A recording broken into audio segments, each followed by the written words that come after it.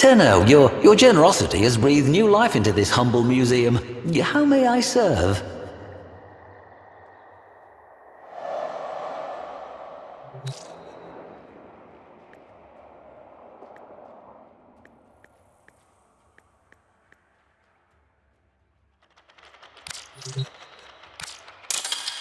You must be insane. A pleasure to meet you.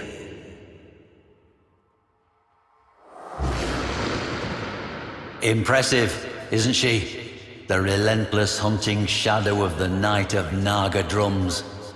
The last thing many an orokin lord ever saw. Varuna, she-wolf incarnadine. The heart of the pack, hunter of god-prey. We remember her as a primal horror. The pitiless devourer, stalking burning cities of white and gold, slavering for godflesh.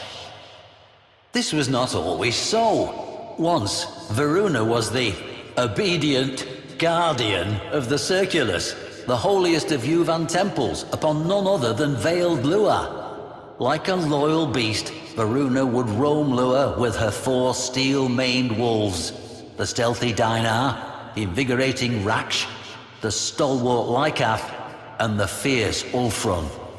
But what they were sworn to guard was perverse, wrong.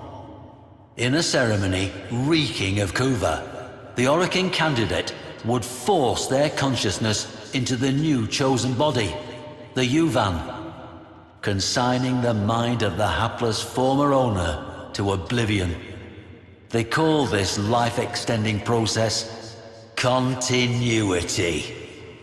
Executor Tuval was one of the ruling 7 and head of the Yuvan clerisy, high-ranking officiators who enacted the hideous ritual, all of whom were now all dead, torn apart, all save for Tuval, now a man pursued. He abandons his family to that night of horrors, his friends to the flames, and whips his slaves to ferry his decrepit, dying body to his personal ship. Destination?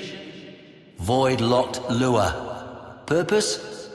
To initiate one final ceremony. To trade one last body, one last life for his own, before the Empire burned. To slip the noose and escape the relentless hunting shadow that had, one by one, in just one night, found and eviscerated every last one of his clerisy peers. The shadow that had once protected them.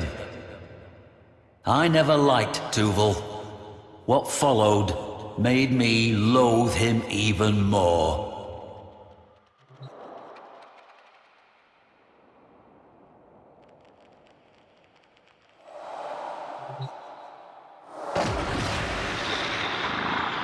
Here is Dinar, the Shadowed. He gave Varuna the gift of stealth, that she might only take by surprise, but never be taken. Let us speak of what made the Circulus special. The first Void Conjunction. It came suddenly, steeping Lua in malevolent, lashing void stuff. Within the moonplasm, thoughts took horrifying physical forms. Images dredged up from childhood nightmares or adult neuroses were abruptly tangible and real. Madness overtook many. It was to this place, the Circulus, that Tuval fled, through a void tormented by an extremely unusual conjunction. Thrashing eddies, violent currents, and the appearance of horrifying beasts never seen before or since. It was as if, some have noted, the fabric of the universe echoed the upheaval, tearing apart the fabric of the origin system. Coincidence? I have lived too long to believe so, but can provide no explanation greater than that. Hoping against hope that the void would keep the shadow that stalked him from picking up his trail, Tuval touched down upon the powdery skin of sacred lure. What Tuval lacked in loyalty, he made up for with rat cunning. He should have known better.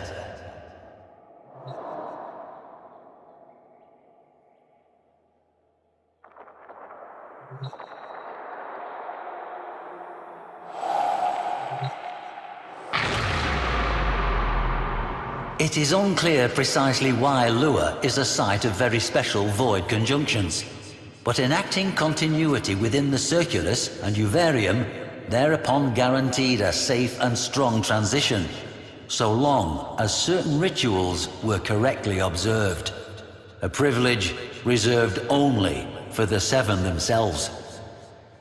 Imagine the scene as the innocent Yuvan would have witnessed it, the vivid insanity of it all. The appointed soprana, bridging the gap between worlds with her song. The orokin executor, shrilling the ritual words. The bone-white void creeping in on all fronts. The kuva, steaming scarlet in its glass bowl. And the imposing wolf giant, Varuna, pacing the perimeter. 4 loyal wolves at her side. This wolf you see here is Raksh, the defender, Varuna's own loyal guardian, as she protected her orokin overlord from whatever madnesses the void conjunction would bring, of which there were many. And on that night, Tuval had no such guardian. Quite the opposite. Now, Tuval would need flesh into which he could pass, but the shipments of fresh young bodies from across the system were no more. Tuval, we will see, had laid a dark contingency. Rat cunning, as I said.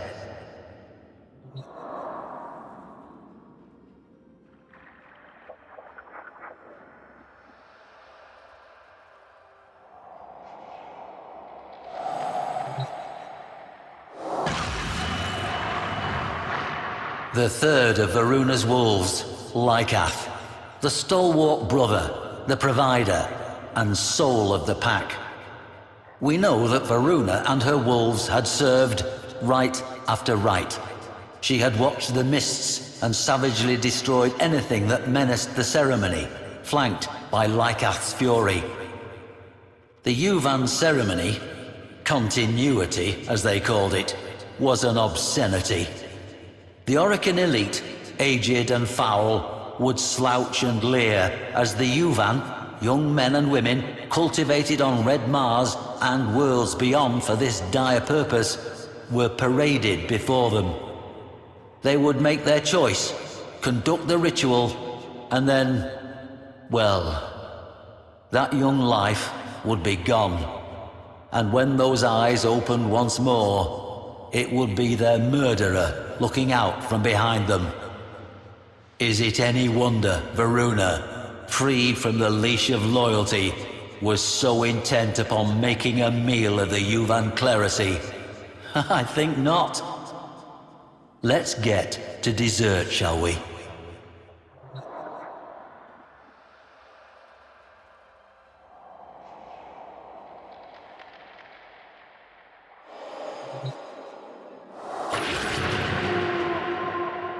Behold, Ulfrun the Fierce, the most formidable of Varuna's sept.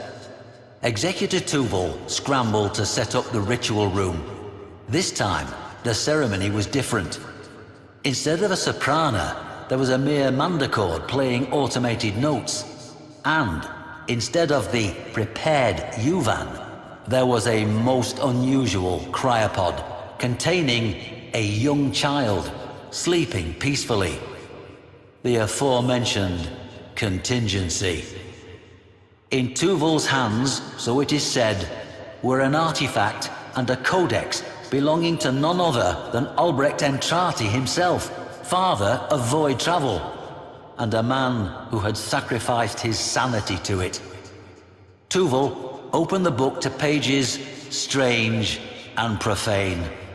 We know this, having retrieved it from the site much later. It is my belief that Tuval intended to protect himself from the horrors the void would unleash, using what amounted to a madman's grimoire. A desperate act indeed. I like to imagine that as he parted his withered lips to begin the ceremony, to call down the void, that was the moment he heard Ulfrun's ravening howl.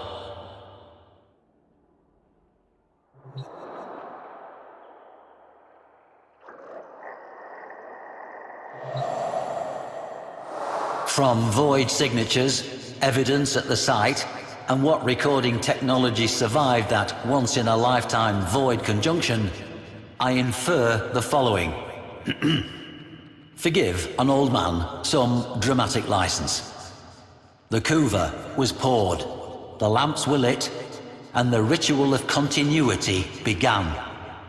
As Tuval intoned the barbarous versicles of continuity, a horde the breadth of which had never before been seen at such a ceremony massed in the gathering void. Things with 2 heads or none, lopsided, broken-horned, perhaps drawing their being from Tuval himself, as if expressions of his vice. At this moment, I believe Varuna and her pack attacked, hoping to end the ceremony before it began. No such luck. The circle site was later found to be treacherous with the remnants of slain abominations. Varuna and her wolves tore into the manifestations, rending with axe and fang, while Tuval droned on, panicked. The pack hacked and tore their way through the throng toward him. Why was Tuval not the first to fall? I cannot answer. Perhaps Albrecht's work had something to it, or perhaps those beasts simply understood that this wretched old man was the only thing keeping the door open for them. Tremors shook the surface of Lua, and a great cry rang out, like that of a mother crying for her children. Tuval sweated. The kuva trembled in its bowl. Varuna was relentless, demons falling to blade and fang. But it was not enough. The hordes of the void are without number, and this one, if hell has a hell, then those monsters knew it well. Gentle-eyed Raksh was the first to fall to scything blades. They killed Lycath next, then Dinar, and Ulfrun last of all. Varuna had howled many times before, in hunger, in anger, and in triumph. But now, for the first time, she howled in grief.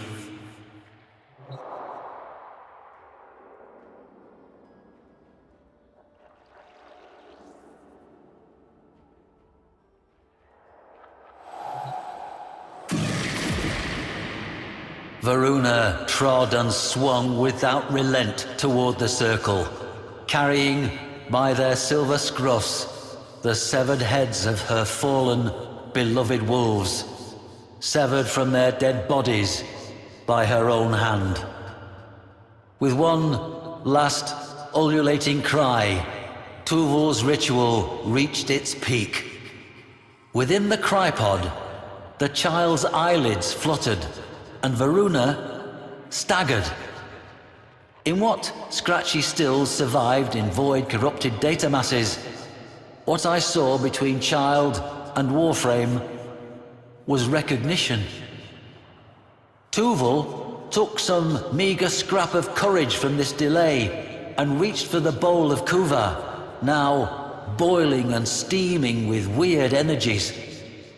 Varuna struck him aside and seized the energized kuva, not for herself, but for her wolves.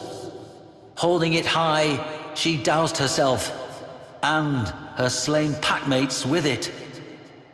Embraced by the seething crimson glow, connective tissue propagated, sinew reached for bone, and within that marriage of occultism and science, she and her beloved wolves became one.